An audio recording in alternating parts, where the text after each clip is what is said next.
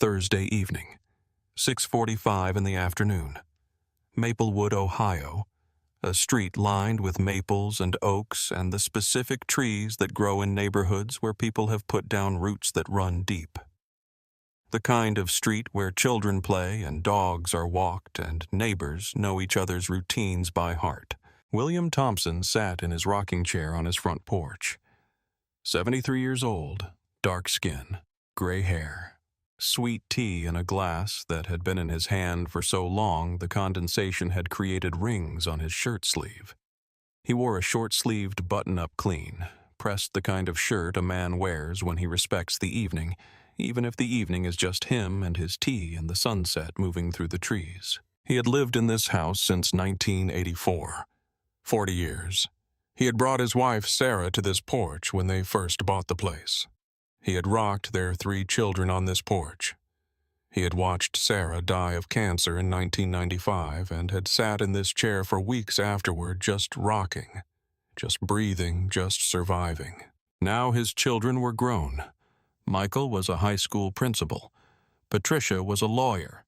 David owned a construction company. They all visited. They all brought their children, Bill's grandchildren, to sit on this porch and watch the sunset and feel the specific peace that comes from belonging somewhere. The porch was part of Bill's routine. 6 o'clock to 7:30 every evening.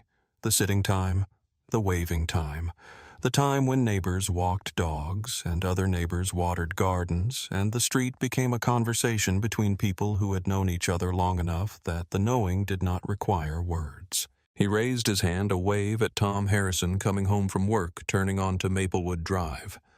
Tom was a retired firefighter. He had been Bill's neighbor for 15 years. Tom would show up with his truck when Bill needed something heavy moved.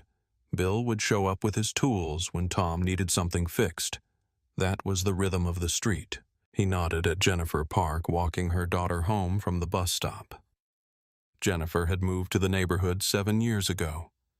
She remembered the day she had walked in with her family and Bill had come out with a pie and a neighborhood directory and had said, "Welcome. You're going to love it here." And he had been right. She did love it.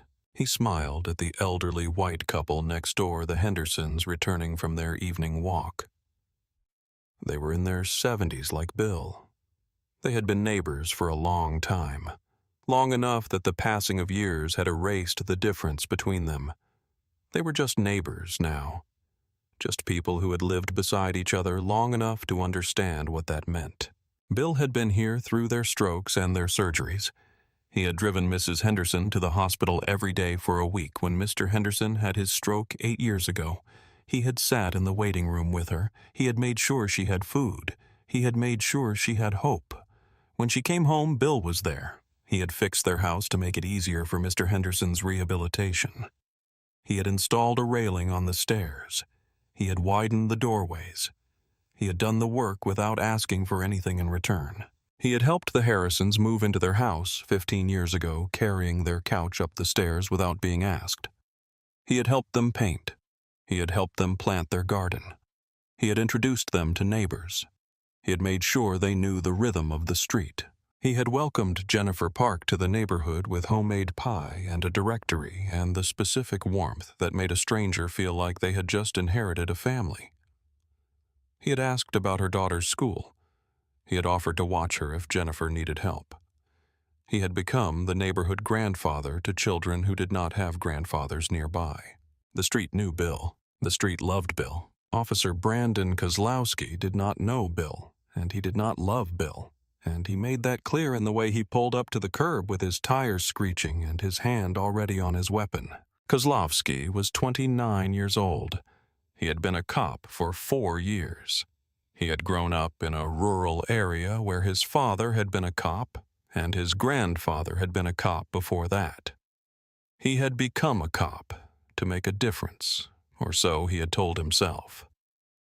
What he actually had done was bring the specific assumptions of his family into the uniform and treat those assumptions as facts. He had transferred to the Maplewood district 6 months ago after an incident at his previous precinct. The incident had involved a black teenager. The teenager had filed a complaint. The precinct had settled quietly money to the teenager's family silence demanded in exchange. Kozlowski had not been fired. He had not been disciplined. He had been transferred. Out of sight meant out of mind. He saw the world as divided into two categories, people who belonged and people who were suspicious. His particular skill, the skill that made him feel important, the skill that he had built his identity around, was deciding which was which in approximately 7 seconds. The 911 call had come in at 6:35 in the evening. The caller was a woman. The number was blocked. The caller said, "There's a black man on the porch at 47 Maplewood. He's just sitting there. Looks suspicious. I don't recognize him." The dispatcher asked, "Is he doing anything threatening?" The caller said, "He's just sitting there. But I've never seen him before. Something feels wrong." The caller was Dana Mitchell. She was 34 years old. She had moved to the area 2 months ago. She lived 3 blocks away. She drove through the neighborhood but did not know the neighborhood. She did not know Bill Thompson. She did not know that he had lived on Maplewood Drive for 40 years. All she knew was that she saw a black man on a porch in what she understood to be a nice neighborhood, and her first thought was that he did not belong there. The dispatcher relayed the call to Kozlowski as a possible trespassing welfare check. What the dispatcher did not know was that there was no trespassing.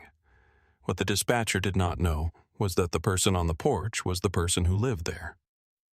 What the dispatcher did not know was that the call was based on nothing but the assumption that a black man in a nice neighborhood must be suspicious.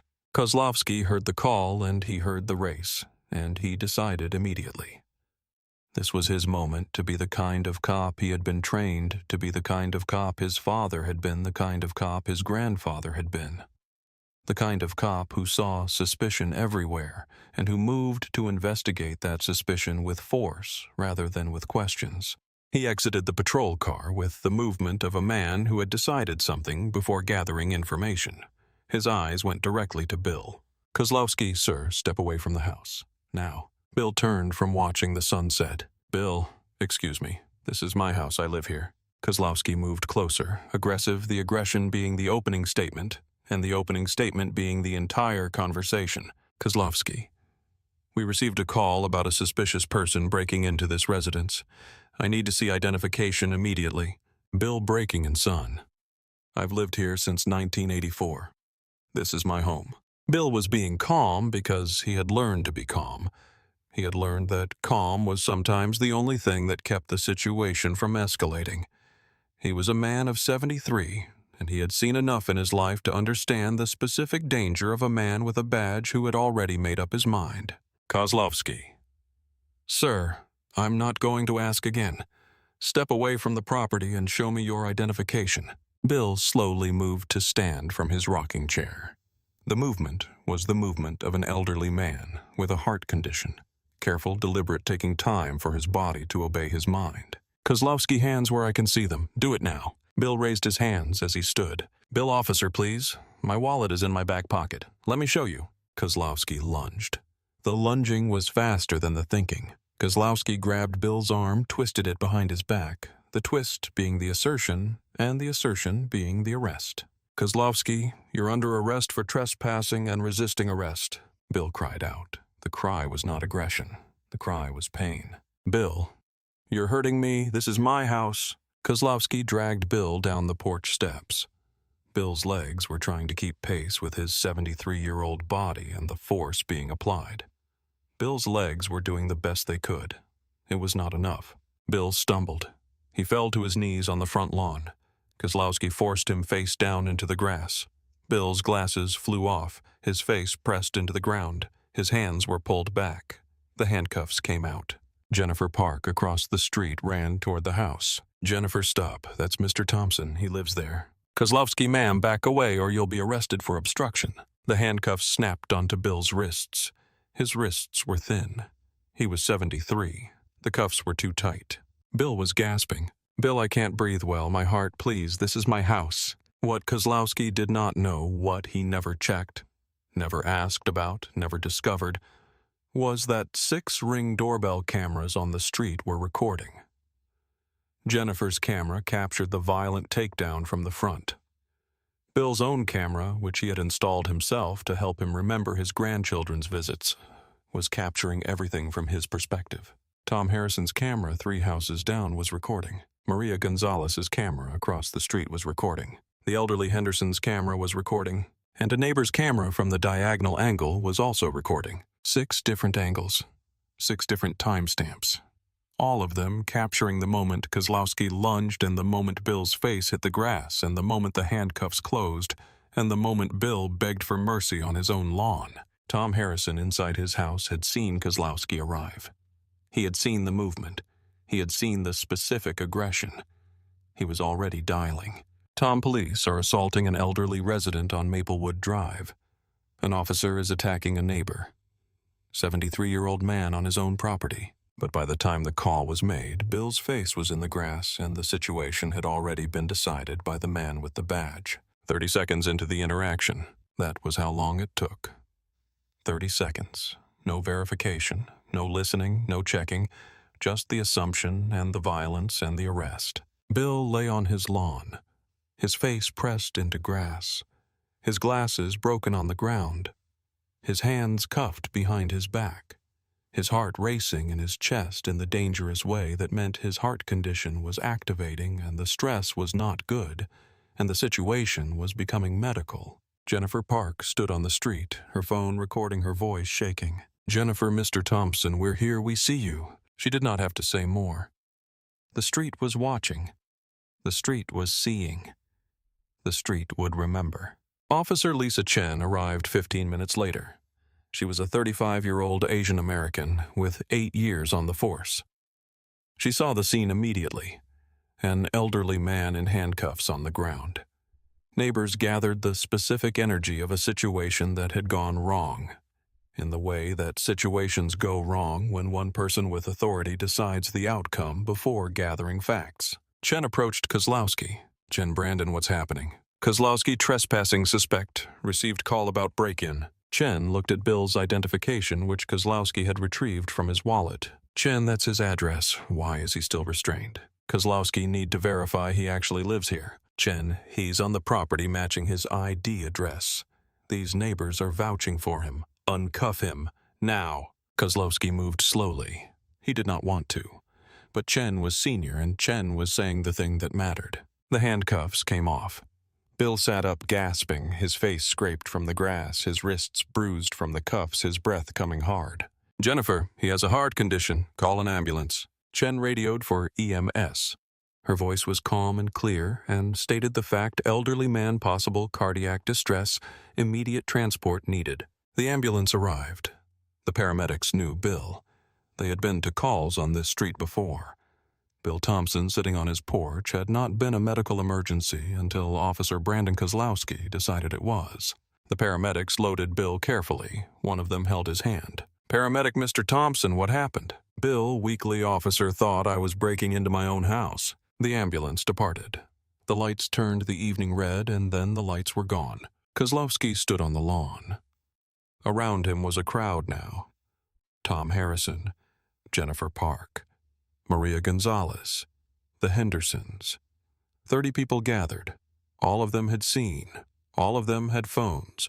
All of them knew Bill Thompson. "Tom, you dragged a 73-year-old man off his own porch. I watched from my window. I have it all recorded." "Jennifer, my Ring camera caught everything. You never asked his name, never listened when we told you he lives there." The crowd was growing. The street was learning. The street was deciding. The street was understanding what had happened. Patricia Thompson got a call while she was driving home from her law office. Jennifer Park's voice was shaking. "Jennifer, Patricia, it's your father. There was a police incident. He's being transported to the hospital." Patricia pulled over. Her hands were shaking. "Patricia, what do you mean?" Jennifer explained. Patricia called her brothers. They all left what they were doing. They all raced toward the hospital. They all understood that something fundamental had shifted. Bill was admitted to the hospital with elevated blood pressure, elevated heart rate, and the specific fear that comes from being assaulted by the person who is supposed to protect you. The emergency room doctor was a woman named Patel. She was 50 with 40 years of emergency medicine in her hands. She had treated Bill before. He had been to the hospital 3 times in the past 7 years for cardiac monitoring. She recognized him. She asked Mr. Thompson what happened. Bill, still shaking, still barely able to breathe, normally told her. He had been on his porch. A police officer had arrived. The officer had assumed he was trespassing. The officer had dragged him from the porch and forced him to the ground. Dr. Patel's expression darkened. She ran tests immediately. His blood pressure was dangerously elevated, 180/110.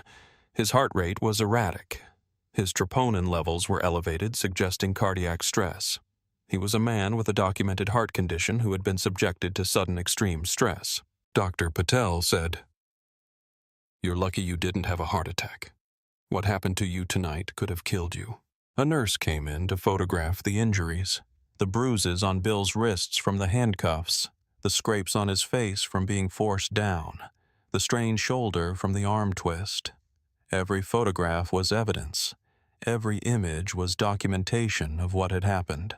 Patricia arrived at the hospital 45 minutes after the ambulance left. She was a lawyer. She understood evidence. She understood testimony.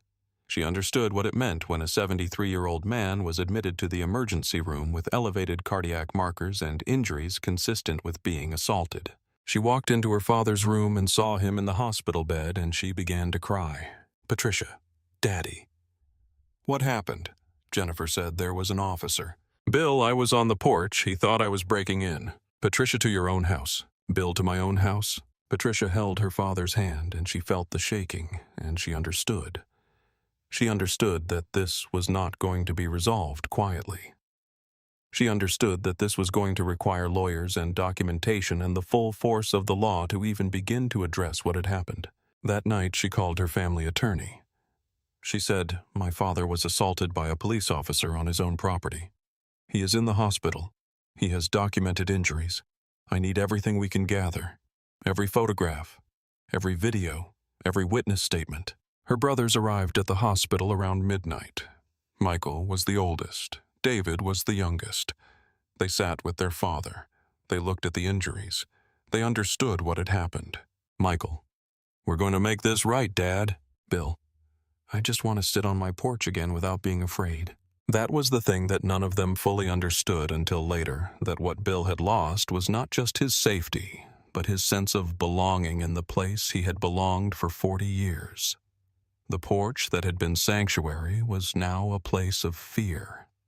The neighborhood that had been family was now complicated by what had happened there. The next morning, the videos were everywhere. Tom Harrison had downloaded Jennifer's ring footage and created a shared Google Drive folder. He labeled it Evidence for Bill Thompson. He included timestamps. He included notes about which camera was which angle. He uploaded it to multiple backup locations because he understood that this evidence was crucial and it needed to be protected. Maria Gonzalez, who had been a journalist before she retired, understood the media landscape. She uploaded her phone video to social media with the caption, "Police officer assaults 73-year-old man on his own porch." The video was high resolution. The audio was clear. You could hear Bill saying, "This is my house. This is my house." You could hear Jennifer trying to tell the officer. You could hear the aggression in Kozlowski's voice. The elderly Hendersons, who barely used technology, had asked their son to help them upload their camera recording. Their son created a video file and sent it to Patricia. He wrote, "Our Ring doorbell captured the whole incident. We thought you should have it for documentation." Within 12 hours, there were 6 different angles of the incident. 6 timestamps. 6 different perspectives showing the same truth. Officer Brandon Kozlowski had attacked an elderly man on his own property, based on nothing but the assumption that a black man sitting on a porch in a nice neighborhood must not belong there. The assumption was the only crime. The violence was the officer's response to his own incorrect assumption. The local news picked it up that evening. The story ran at 6 and again at 11. News anchor: "A Maplewood grandfather is hospitalized tonight after a confrontation with police. We have video of the incident." The footage played on television. Kozlowski's aggressive approach. Bill's calm voice saying, "This is my house, this is my house, this is my house," 4 separate times, saying it being ignored each time. The footage played of him being dragged down steps. The footage played of his face hitting grass. The footage played of neighbors trying to tell the officer who Bill was and being told to back away. By morning, the story was national. CNN picked it up. The headline ran, "73-year-old black grandfather dragged from his porch." The video went viral. 50,000 views became 100,000. 100,000 became 500,000. 500,000 became millions. The internet was watching. The country was watching. The story of a man on a porch was being told in every corner of the country. That evening, Patricia filed a federal civil rights lawsuit. The lawsuit named Officer Brandon Kozlowski individually. It named the police department. It charged unlawful detention, excessive force, Fourth Amendment violation assault. Patricia held a press conference outside the courthouse. Patricia: "My father is a 73-year-old grandfather who has lived in his home for 40 years. He was on his own porch, and he was brutalized by the person who is supposed to protect him. This ends now." The case moved quickly. The police department could not defend it. The evidence was too clear. The video was too undeniable. 6 different angles, all showing the same thing: a man on his porch, an officer with authority, and the decision to use force before gathering information. The police department's internal affairs investigation was thorough, partly because of the video evidence, but also partly because of Sergeant Lisa Chen. Chen had seen what happened. She had been the one to remove the handcuffs. She had documented her concerns immediately. She had made it clear to her superiors that this was a violation, and she had the authority and the documentation to back up that statement. Detective Sarah Martinez from Internal Affairs watched the footage and took notes. She documented Kozlowski's aggressive approach. She noted that there was no verification of the 911 caller's claims. She noted that Kozlowski had made an assumption about Bill's identity before gathering any information. She noted that Bill had complied with every request despite the aggressive manner in which the requests were made. She interviewed Kozlowski. "Martinez, walk me through your reasoning when you arrived on scene." Kozlowski: "I received a call about a suspicious person. I approached with appropriate caution." Martinez: "What made you feel threatened?" Kozlowski: "The subject's behavior. He was evasive." Martinez: "He said he lived there. That's not evasive. That's accurate." Kozlowski: "He could have been lying." Martinez: "But you didn't verify either way before using force.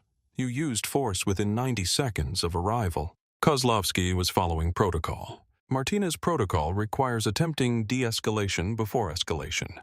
You escalated immediately. Martinez documented the interview. She documented that Kozlowski's account did not match the video evidence. She documented that Kozlowski showed no remorse and no understanding of what he had done. The police department placed Kozlowski on administrative leave pending a full investigation. The police chief, Margaret Thornton, held a press conference. She said, "The incident is under investigation. The city takes all complaints seriously. We will determine if Officer Kozlowski violated policy." Her statement was measured. Her statement was professional. Her statement completely failed to acknowledge that Bill Thompson had been assaulted by a police officer on his own property. Her statement completely failed to apologize.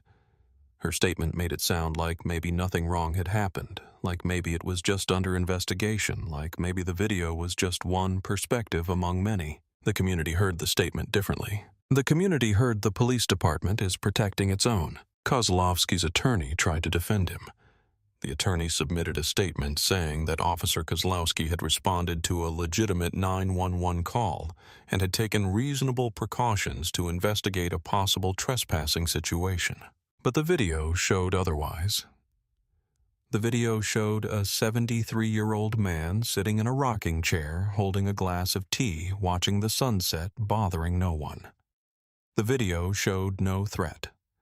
The video showed only an officer making a decision in 7 seconds and then executing that decision for the next minute and 15 seconds with increasing force. The public defender's office reviewing the video advised Kozlowski to accept a plea deal.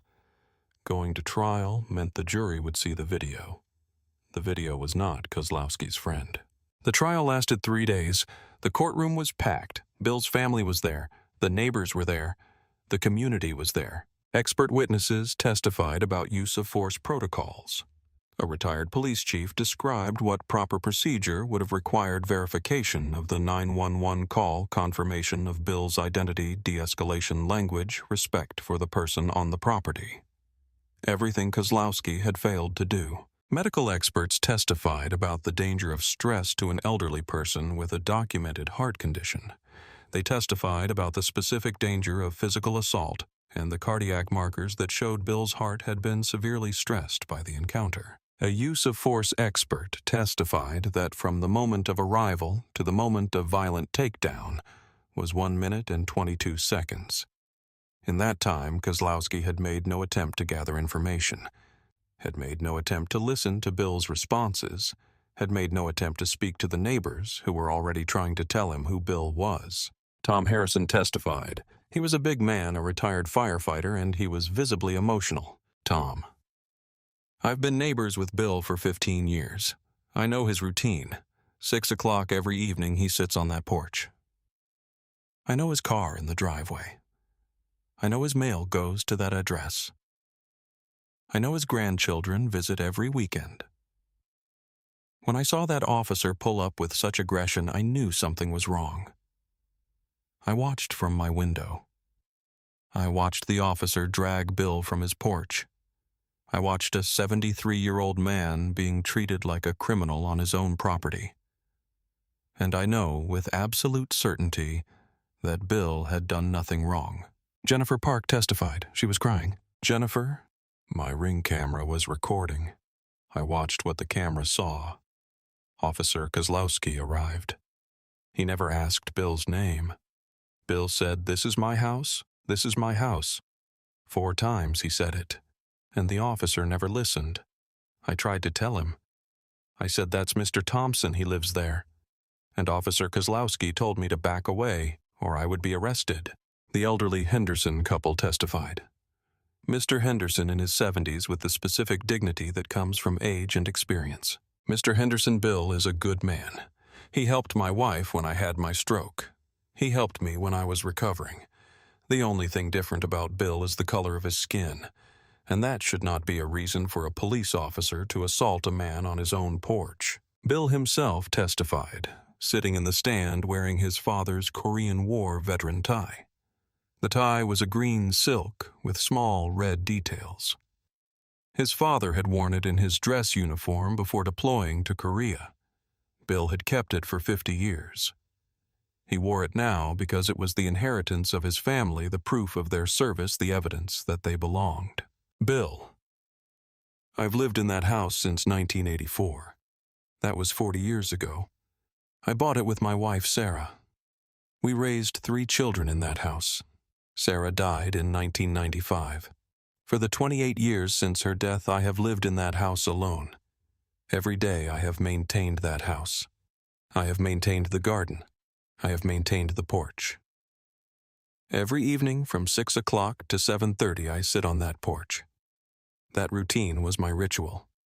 That routine was how I processed the day. That routine was how I stayed connected to the neighborhood that had become my family. He paused. He looked at Judge Washington. Bill: And on the evening of this incident, I was sitting on my porch doing what I had done for decades when Officer Kozlowski arrived. He did not ask my name. He did not ask if I lived there. He saw a black man on a porch, and he assumed I did not belong. I showed him my identification. My neighbors told him I lived there. And still he did not believe I belonged. He believed his assumption more than he believed the facts in front of him. He believed his bias more than he believed the people who testified that I had lived in that neighborhood for 40 years. His voice was steady. His hands were steady. He spoke the facts because the facts were what mattered. The facts were enough. Bill, and what troubles me most is not the bruises. The bruises will heal. What troubles me is that I can no longer sit on my porch without fear. That officer took my sanctuary. He took the one place where I felt safe, and he made it a place of trauma. And I will spend the rest of my life trying to reclaim that. But before the trial happened, something else happened. The police department reviewing the 911 call traced the source. The blocked number came from a phone registered to Dana Mitchell. Dana was 34. She had moved to the area 2 months ago. She lived 3 blocks away from Bill's house. She drove through the neighborhood but did not live on it. She did not know the neighborhood. She did not know Bill Thompson. She was contacted by police for follow-up questions about the 911 call. Police, Ms. Mitchell, thank you for calling 911. Can you describe what you observed that made you concerned? Dana. I was driving through the neighborhood. I saw a black man sitting on a porch. I had never seen him before. I thought he might be trespassing. Police, did you observe any criminal activity? Dana, no, he was just sitting there. Police, did you know whether anyone lived at that address? Dana, no, He looked out of place. The police officer reviewing the call understood. Dana had seen a black man. Dana had decided he did not belong. Dana had called 911 based on nothing but that decision. When news broke that Dana was the 911 caller, she was identified in news reports. Her phone number was published. Her email address was shared. She received thousands of messages. Some of them were angry. Some of them were disappointed. Some of them asked, how could you call 911 on someone for sitting on their own porch? How could you assume someone did not belong based on their race? Do you understand that your call led to an elderly man being assaulted? Dana issued a public statement. It said I made a terrible mistake. I should never have assumed Mr. Thompson was doing anything wrong. I saw his skin color and decided he did not belong. That was bias. That was wrong. I am deeply sorry. But apologies do not undo assaults. Apologies do not undo trauma. Apologies do not restore what was taken. Dana moved out of the neighborhood within 2 weeks. She sold her house. She moved to a different city. But the knowledge of what her decision had caused never left her. She contacted a bias training program. She told them she wanted to share her story. She wanted to teach people not to make the same assumption she had made. The jury deliberated for 3 hours. They convicted Kozlowski on all counts: unlawful detention, excessive force violation of constitutional rights. The judge, a black woman named Carolyn Washington, delivered the sentence 2 weeks later. Judge Washington, Officer Kozlowski, you violated the constitutional rights of Mr. Thompson through unlawful detention and excessive force. You assaulted an elderly man on his own property. This court awards Mr. Thompson $2 million in damages, $850,000 in compensatory damages, and $1.2 million in punitive damages. She paused. She looked directly at Kozlowski. Judge Washington. Further, this court finds the police department liable for pattern and practice of dismissing complaints and protecting officers who engage in aggressive behavior. The department is ordered to implement comprehensive reforms. The gallery erupted. The judge allowed it for a moment. There were people standing, tears on their faces, because justice had been served. Not perfect justice. No judgment could be perfect when it came to the trauma Bill had endured. But justice nonetheless. Kozlowski was sentenced to 18 months in county jail. His law enforcement certification was revoked permanently. He would never wear a badge again. Bill Thompson received the $2 million settlement. He had not wanted the money. The money did not fix what had been broken, but the money could fix something for someone else. The money could be legacy. He created the Sarah Thompson Community Justice Fund, named for his wife, who had died 28 years earlier, who had always believed that home should be sanctuary, that neighborhood should be family, that community should be the place where you were known and valued and protected. The fund distributed Ring doorbell cameras to low-income households because evidence matters, because documentation of truth matters, because a camera can be the witness when no human witness is believed. The fund provided legal assistance to victims of police misconduct because not everyone had a lawyer for a daughter, because not everyone had the resources to fight back, because justice should not depend on wealth. The fund supported community organizing because communities standing together is what matters. Because neighbors Knowing neighbors is what matters because the street where you live should be the place where you belong. In its first year, the fund distributed 200 ring cameras. In its first year, the fund provided legal assistance to 15 families who had experienced police misconduct. In its first year, the fund supported 8 neighborhoods in organizing their own community watch programs. 1 year after the incident, the city council proclaimed Bill Thompson Day. Bill was invited to sit on the dais as the mayor read the proclamation. Mayor. Whereas William Thompson has lived in this city for 40 years. Whereas he has served his neighbors with dignity and grace. Whereas he was subjected to unlawful assault on his own property. Whereas he pursued justice not for himself alone, but for all who have been subjected to similar violations. Whereas he established the Sarah Thompson Community Justice Fund to prevent similar violations in the future, be it resolved that this city recognizes the 43rd of May as Bill Thompson Day in honor of his courage and his community. Bill sat on the dais and he did not smile because this was not a moment for smiling. This was a moment for acknowledgement. This was a moment for the city to finally see what the neighborhood had always known, that Bill Thompson was worth seeing, worth valuing, worth protecting. His children were there. Patricia the lawyer, Michael the principal, David the businessman. All of them had fought for their father. All of them had stood beside him. All of them understood what it meant to have a father worth defending. His grandchildren were there. 8 of them, ranging from 7 to 16. They had watched their grandfather be assaulted. They had watched their mother and uncles fight for justice. They had learned in the crucible of this trauma what standing up meant, what community meant, what justice meant. Tom Harrison stood and spoke. He said, "Bill Thompson welcomed me to this neighborhood 15 years ago. He has been my neighbor, my friend, and the person I would most want to emulate if I could only master his grace. What happened to him was wrong. What happened after that, the community standing with him, the neighbor's documentation of truth. The legal system finally working for someone instead of against them. That was what justice looks like." Jennifer Park stood and spoke. She said, "My Ring doorbell camera saved Bill Thompson's life in the sense that it gave him evidence nobody could deny. But it was not the camera that gave him justice. It was community. It was this neighborhood deciding that one of us had been wronged and all of us were going to make sure that wrong was addressed." The mayor read the proclamation. Bill stood and shook hands. He did not make a speech.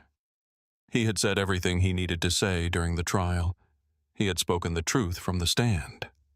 Everything else was just echo. In the weeks after the verdict, Bill struggled. He left the hospital and he returned home and he looked at his porch with fear.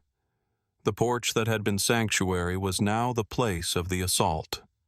The place where he had felt most himself was now the place where he had felt most violated. He went to therapy. A therapist named Dr. Amanda Williams, who specialized in trauma, particularly trauma involving violence from authority figures. In their first session, Bill sat in Dr. Williams's office and described what had happened. Dr. Williams: "That assault was not your fault. The officer made a choice to escalate. That choice was not about anything you did. That choice was about his assumptions and his bias." Bill: "But I can't sit on my porch anymore without being terrified." Dr. Williams: "The fear makes sense. Your mind is trying to protect you from something it perceives as a threat. We're going to work on helping you recognize that the threat has passed even though your nervous system is still responding as if it's present." They began the work of healing. It was slow. It was non-linear. Some days Bill could sit on the porch for an hour. Some days he could only manage 10 minutes. Some days he could not sit there at all. The neighborhood understood. They made sure he was never alone. Not in a hovering way.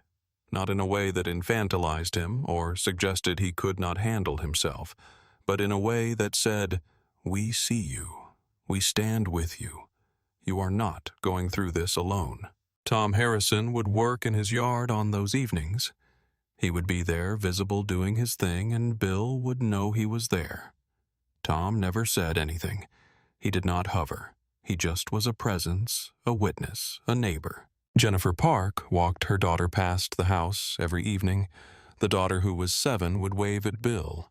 The wave said, "You are still part of this neighborhood. You still belong here." Maria Gonzalez would water her plants and make conversation across the yards.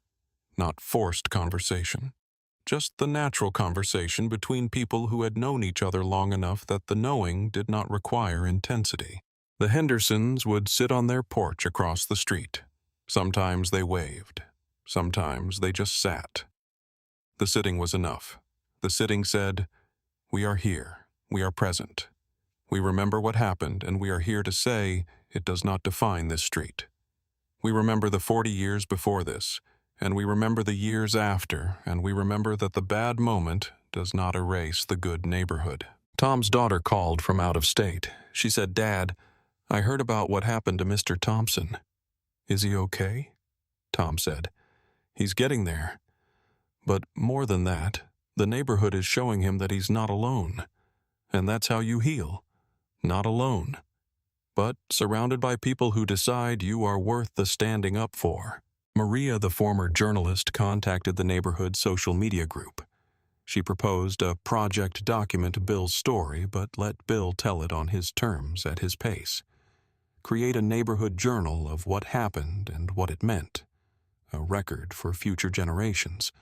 A record that says, "This happened, and we responded, and we changed because of it." The journal was created. Over the course of the next year, neighbors submitted written reflections. Tom wrote about what it meant to watch someone you know be treated unjustly. Jennifer wrote about the power of her Ring camera and the responsibility that comes with documentation.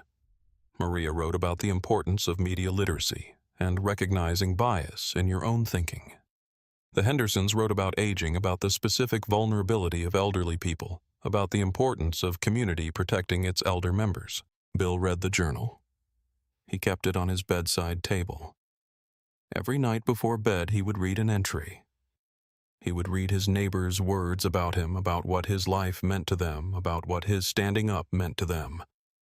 And he would understand more fully each night that trauma shared becomes trauma held.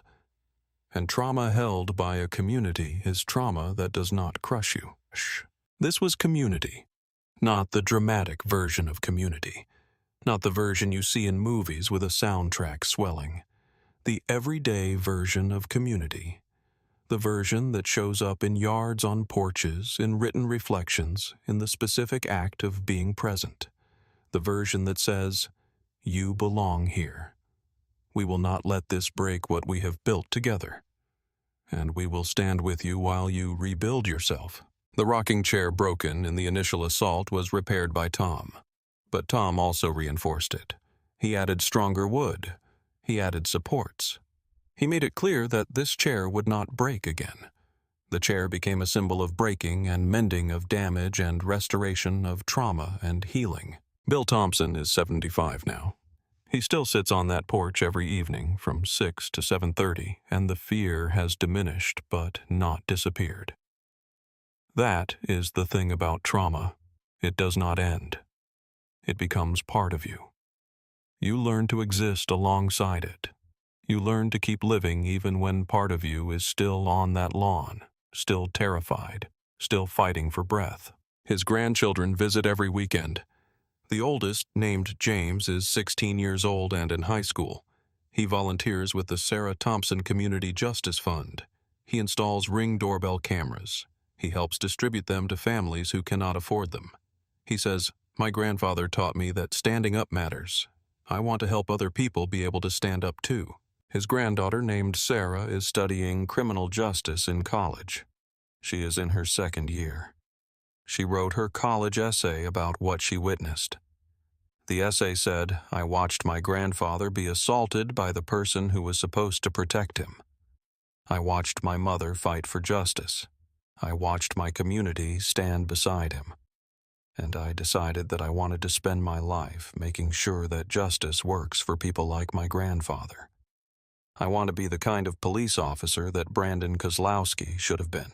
The trauma of that evening has not been erased.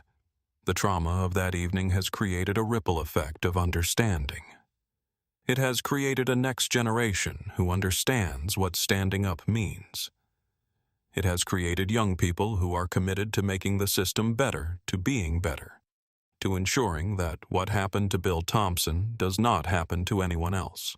Bill's youngest grandchild, now 7 years old, does not remember the incident. He just knows that his grandfather sits on his porch every evening and the neighborhood watches out for him, and there is a specific love there that protects him. That is the future that Bill fought for. A future where his descendants do not have to carry the fear and the trauma because the community decided that fear was not acceptable. The ring cameras are still there on Maplewood Drive. 6 of them now instead of just the ones that happened to be recording that evening. Some of them have been upgraded. Some of them have been passed down from neighbors to other neighbors, been passed down from neighbors to other neighbors as the technology has improved. The cameras are no longer just tools to catch crime. They are documentation of truth. They are proof that someone is watching. They are evidence that the community sees what happens and refuses to let injustice be forgotten. The police department has been reformed. The chief who permitted Kozlowski to exist without accountability has been replaced. Margaret Thornton retired with her pension and her reputation damaged. The new chief is a woman named Sarah Chen, no relation to Officer Lisa Chen, but like Officer Chen committed to change. The training has changed. Every officer now receives de-escalation training. Every officer now learns about bias. Every officer now watches the tape of what happened to Bill Thompson and is asked to explain what the officer did wrong. The protocols have changed. Officers are now required to attempt identification before using force. Officers are now required to listen to people on their own property who are explaining their presence. Officers are now required to involve supervisors in any detention that lasts more than 5 minutes. Body cameras are now mandatory for all officers. The footage is reviewed randomly each month. If an officer deviates from protocol, there is accountability. Not perfect accountability, the system is still broken in many ways. But better accountability, visible accountability. The reforms are named after Bill Thompson. The Bill Thompson Protocol. Bill did not want his name on anything. He said, "I just want other people not to have to go through what I went through." But the community insisted. Bill Thompson Protocol, so that his name would be attached to the change, so that future officers would remember that the protocol exists because one man was assaulted on his own porch. National organizations took notice. The ACLU used Bill's case in training. The NAACP published an article about it. Civil rights attorneys around the country referenced Bill Thompson when arguing cases about police accountability. Law schools began teaching the case. Students watched the ring footage. They read the court documents. They learned about the specific danger of assumptions, the specific power of community witness, the specific importance of camera evidence. Police departments in 5 neighboring counties adopted similar reforms, citing Bill's case as the justification. A documentary filmmaker created a short film about the case. She titled it Home. The film was shown at film festivals. It won an award for Best Short Documentary. Bill watched it exactly once. He said, "I don't need to relive it. The point is to move forward. If other people learn from it, then something good came from something bad. It is not perfect." The reforms are not complete. Police violence has not ended. Bias has not disappeared. The system is still broken in fundamental ways, but it is changing. And it is changing partly because of what happened on a porch in Maplewood, Ohio on a Thursday evening in the summer when one 73-year-old man refused to let his trauma be silent. When one neighborhood decided that they would not accept injustice quietly. When one community stood together and said, "We saw what you did. We have proof. We will not let this be forgotten." Bill sits on his porch now, and the neighborhood sits beside him. Patricia visits every week. Michael and David visit with their children. The grandchildren come on weekends. The neighbors wave. The street knows Bill. The thing about home is that it is not just the building. it is not just the porch or the walls or the roof. Home is the people who know you. Home is the people who will stand with you when everything tries to break you. Home is the place where you are known and valued and protected. Bill Thompson has reclaimed his porch. Not without scars. Not without the knowledge of what almost was. But with the understanding that what almost was stopped. By evidence. By community.